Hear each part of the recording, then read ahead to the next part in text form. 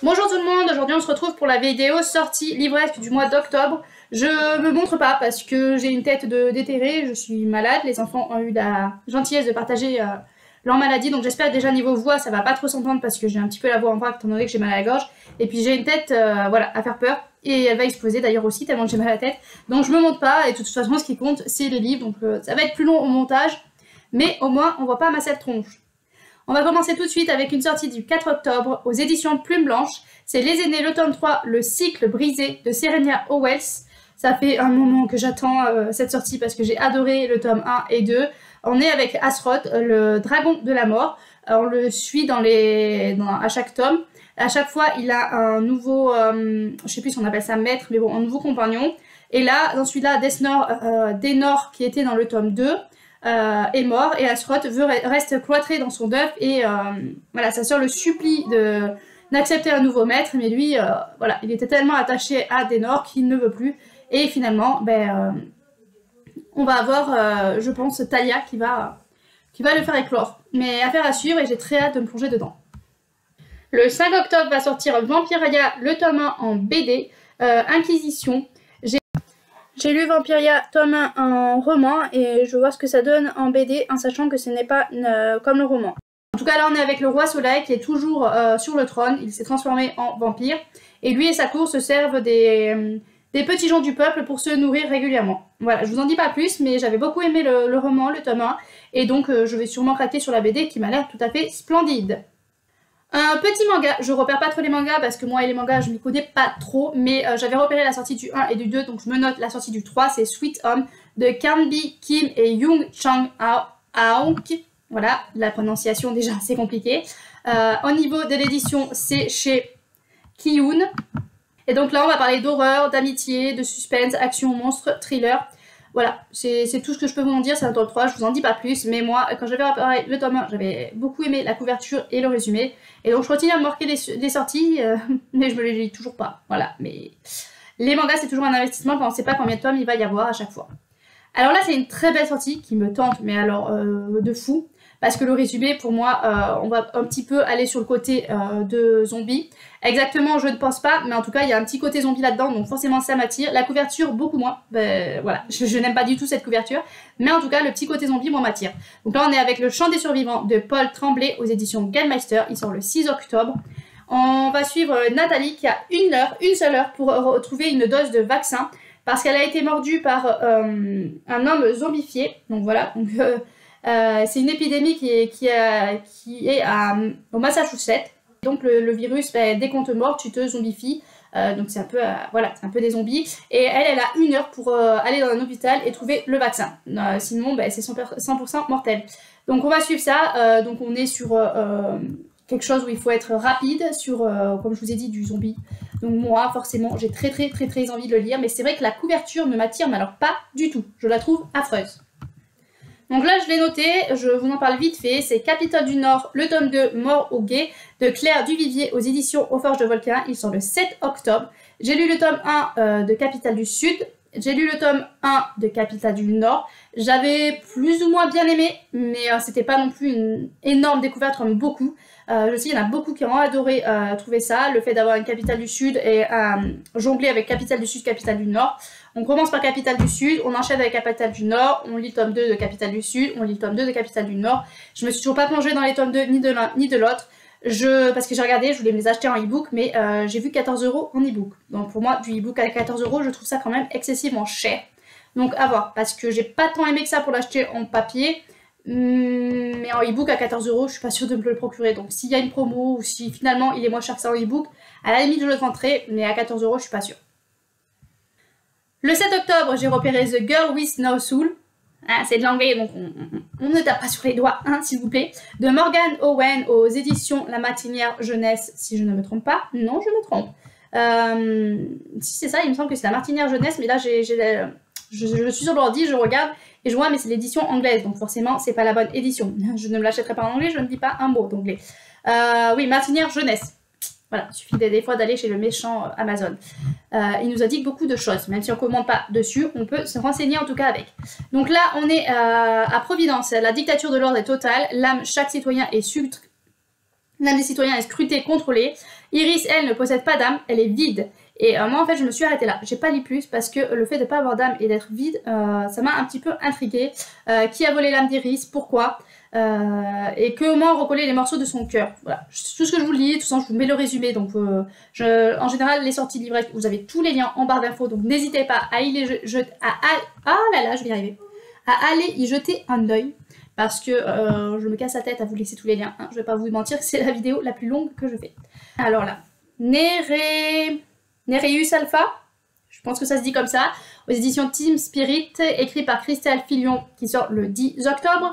Ça, je l'avais repéré parce qu'il faisait partie des contreparties du PLIB 2022. Je vais y arriver.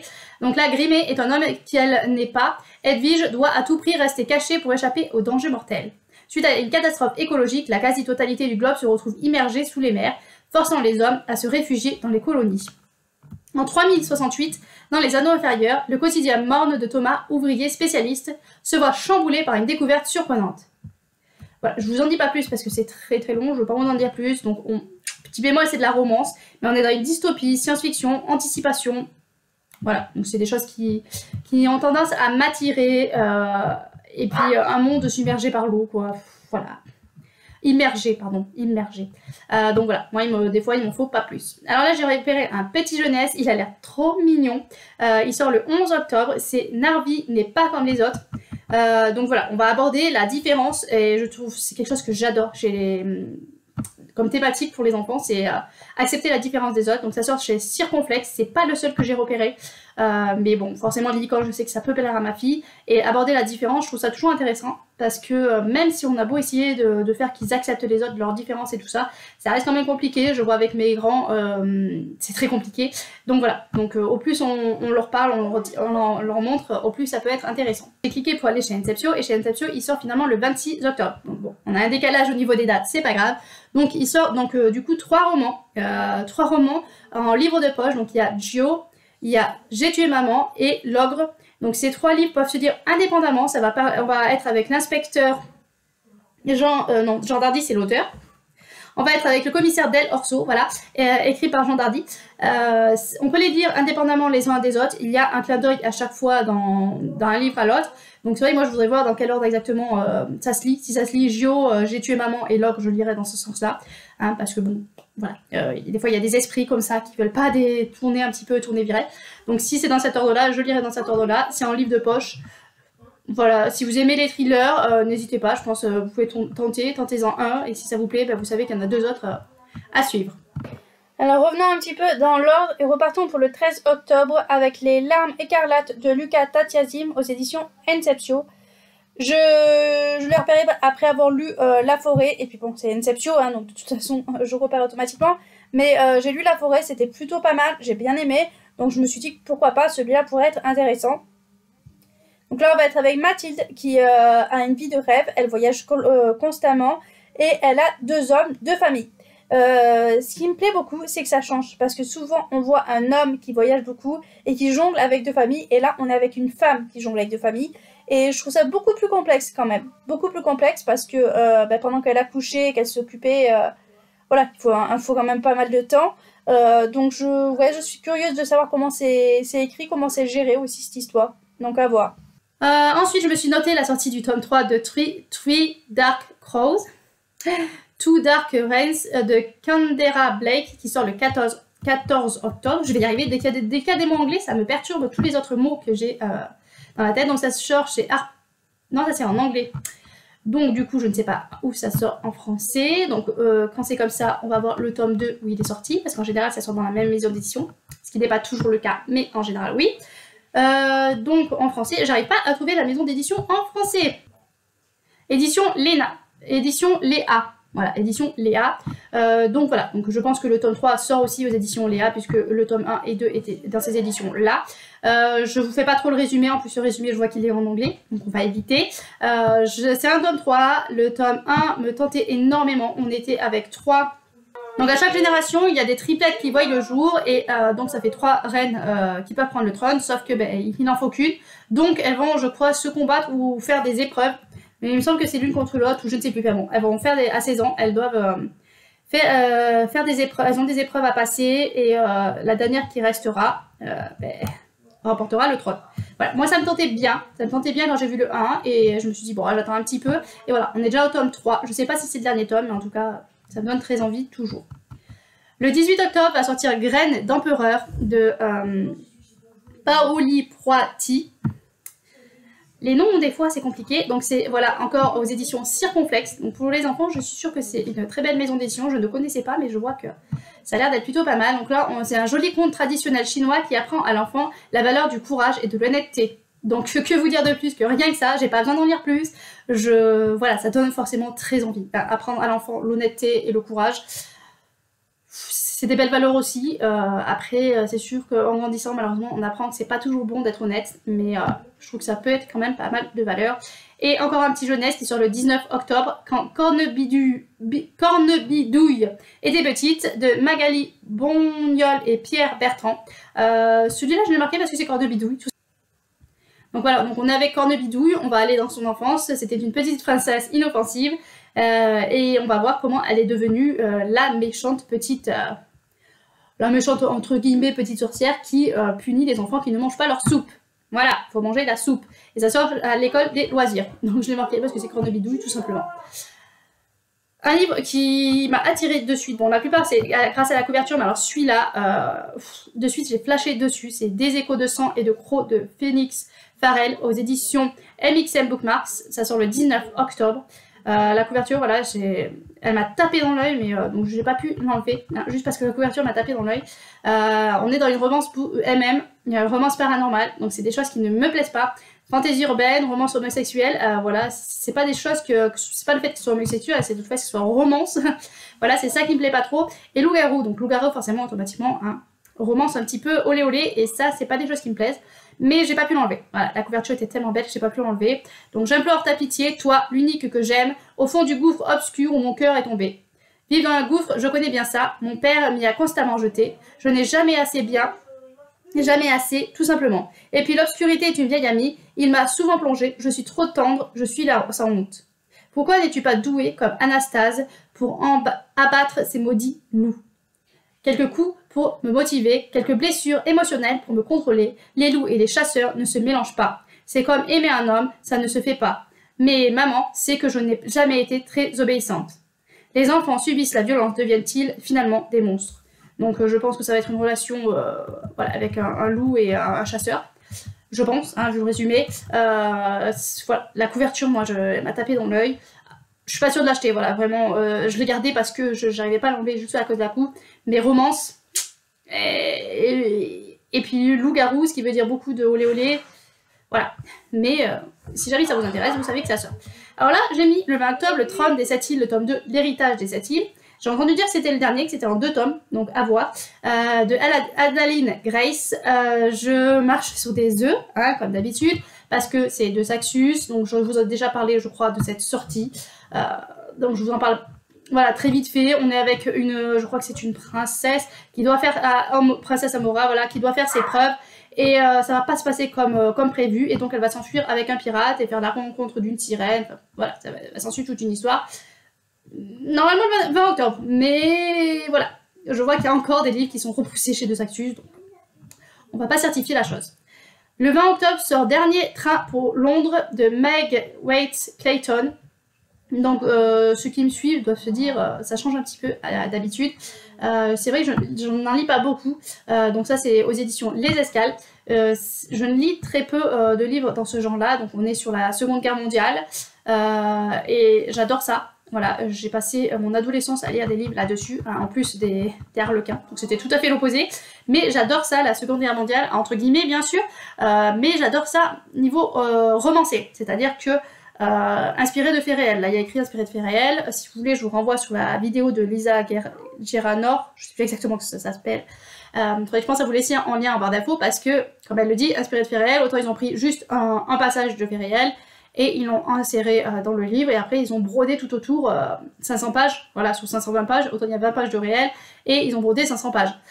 Donc voilà, je sais qu'il y a beaucoup de choses qui ne sont pas vraiment passées, mais j'aime bien ça, j'aime bien quand c'est romancé aussi, j'aimais beaucoup quand c'était des documents et tout ça, mais c'est vrai que maintenant, à l'heure actuelle, j'ai beaucoup de mal à me plonger dans les documents parce que la fatigue, les enfants et tout ça, j'ai pas le cerveau qui fonctionne bien. Donc en roman, Voilà, et puis là on arrive automne, hiver, c'est le genre de livre qui peut m'attirer. Donc là on est en 1936, donc là les nazis montent en puissance, hein, parce que voilà, ça commençait déjà avant. Hein. Donc ça commence à monter en puissance et voilà, il commence à y avoir des peurs. Et donc là, on va suivre des personnages qui vont s'investir dans la mission de Kender Transport. Donc c'est peut-être ça qui a existé réellement, je ne sais pas. J'adore ce sujet-là, mais je ne sais pas exactement qui est vrai, qui est pas vrai, à force de lire des romans. Donc c'est pour évacuer des enfants hors du pays, occupés par les nazis, et leur trouver un nouveau foyer. Donc là, on est en néerlandaise, donc on est en néerlandaise, ouais. Vous avez compris. Donc l'étau se resserre, comme l'appellent les enfants, n'écoute que son courage et continue sa périlleuse mission. Donc je sais pas si c'est le sauvetage des enfants qui a existé et qu'après ça a été romancé là autour, je pense. Mais voilà, moi forcément ça m'attire un petit peu. C'est la période en plus où je pourrais lire ce genre de roman. À voir. Pareil, le 25 octobre va sortir d'abord l'arrogance puis vers la guerre. Non, pareil, on livre avec la guerre. Je ne sais pas si c'est la Seconde Guerre mondiale, je me rappelle plus, je suis là, si Seconde Guerre mondiale aussi, en général, hein, voilà, je tape toujours dans cette guerre-là. Donc là, c'est les romans David, édition roman David, donc je ne connais pas. Donc là, c'est en 33, donc c'est sous le régime d'Hitler aussi. Personne aveugle, sourd, handicapé, atteint le trouble le trouble mentaux, ciblés comme étant impurs, ont suivi les affres des lois visant à les stériliser. Donc voilà, on va suivre ça.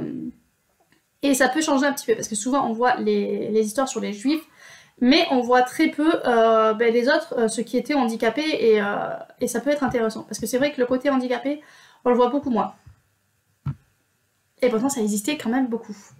J'ai noté vite fait, le 26 octobre, la sortie de Sorceline, le tome 5, Le Seigneur de Vorn, de Sylvia Doyer, aux éditions Vent d'Ouest. Donc là, je vous en disais pas plus, on est avec une BD, un tome 5. Voilà, Vent de panique et pluie de révélation sur l'île Vorn. J'ai toujours pas lu cette BD, donc je vous préviens juste que ceux qui ont aimé, le 5 sort. Le 26 octobre sort Rêveur de Marc Jassen. Donc les éditions Kaléidoscope. Donc là, on va être avec un album. Donc Aaron, c'est un petit garçon rêveur, il se reconnaît pas dans les autres enfants. Voilà, lui il est rêveur, les autres sont peut-être plus terre à terre. Et un après-midi à l'école, Aaron et son papa vont se promener. Commence alors une discussion tendre sur la sensibilité et le potentiel de chacun. Voilà, donc moi à voir comment c'est abordé, parce que je trouve que le thème de la rêverie est plutôt intéressant. Arrêter d'être toujours terre à terre et la course au temps et rester, voilà, le rêve c'est toujours bien, surtout quand on est enfant. Si on peut pas rêver enfant, on peut jamais rêver. Le 26 octobre va sortir Porcelaine, le tome 2, Le Chant du Phénix de Célia Flo. J'avais vu la sortie du tome 1 grâce au Plib, encore une fois, hein, on en revient au Plib. Je ne l'avais pas lu, parce qu'il n'avait pas dû passer dans les 25, donc je ne l'ai pas lu. Dragon, tigre, Kirn, Phénix et la tortue. 5 animaux sacrés, 5 clans composant un empire. 5 lois gravées sur un rouleau de porcelaine pour maintenir un équilibre précaire entre les seigneurs ambitieux. Une statuette de porcelaine par personne qui exprime son état d'esprit de son vivant, mais aussi après sa mort. Donc j'en lis pas plus, voilà, des animaux, un lien avec les animaux j'adore toujours, on est avec le Japon, la guerre, une aventure, voilà, que dire de plus, ça donne envie, non? Alors là, ça m'étonne moi-même, je ne sais pas pourquoi, enfin si je sais pourquoi, je l'ai gardé. En Noël, il y a du chien de Mérida Reynard. Il sort le 26 octobre. Je ne lis pas ce genre de livre. Je vous le dis tout de suite. Mais pareil, la couverture avec ce chien, ça m'a tapé dans l'œil. Voilà, donc c'est aux éditions Collection Infinity. J'ai pas pu l'enlever. C'est pareil que l'autre, c'est de la romance, j'ai pas pu l'enlever. Ben là, j'ai pas pu l'enlever parce qu'il y a un chien. Voilà, ne cherchez pas. Donc là, on est avec Lou, son monde s'écroule et elle va faire la rencontre d'un ange gardien pour Noël. Donc voilà. Je vous en dis pas plus, je vous laisse sur le lire, vous pouvez lire le résumé en plus. On est avec un chien, littérature adolescente, on a de la romance, chiclite, romance contemporaine, c'est tous les mots-clés. Noël, c'est tout ce que je n'aime pas, mais j'ai pas pu l'enlever. Voilà. Comme quoi, une couverture avec un chien ou une belle couverture peuvent vous faire tourner la tête.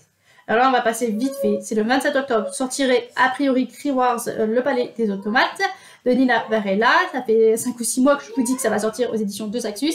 Et voilà, on en est toujours là. Voilà, on en est toujours là à parler de la sortie. Et le petit dernier pour la route, il sort le 31 octobre. C'est Ace, Mort Maudit de Avril Morgan. Donc c'est Ace, il a 12 ans. Non, ça fait 12 ans. On est avec Ace, ça fait 12 ans qu'il est mort. Sa particularité... On est avec Ace, ça fait 12 ans qu'il est mort et ça l'amuse beaucoup parce que il embête les clients d'un hôtel. Voilà, il attend sa maman qui elle est toujours en vie et lui en attendant, il embête les clients d'un hôtel. Il y a une équipe qui va être embauchée de Paranormal pour essayer de le sortir de là. Hein. Mais bien vite, la raison de son don est expliquée. Donc le petit garçon de 7 ans refuse pourtant d'y croire. Donc à la base, il avait 7 ans, donc 12 ans. Voilà, avec 12 ans, il aurait 19 ans. Donc au niveau maturité de l'esprit, je sais pas comment ça évolue à ce niveau-là. S'il reste avec l'esprit de 7 ans ou avec les 12 ans qu'il est passé mort, il évolue quand même. À voir comment ça se goupille. Moi j'aime bien avec les esprits, mais j'aime bien oui et non, parce que des fois je peux passer des nuits blanches à cause de ça. Je sais plus si je vous ai dit, c'est aux éditions Laurie Toller. Donc voilà, on en a fini avec ces sorties livresques.